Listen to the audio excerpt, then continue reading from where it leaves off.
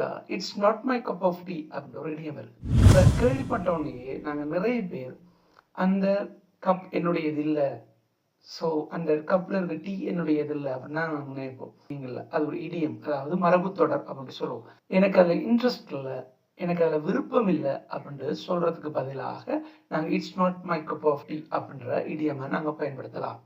வாட்சிங் cricket on the TV is not my cup of tea. Advising you, it's not my cup of tea. It's not my cup of tea to say something to you.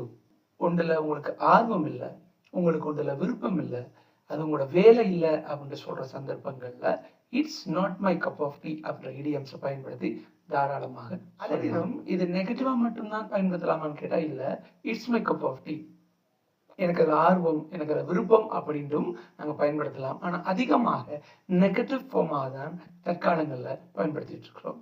Just remember this. Small changes with this can make you better in English. Thank you.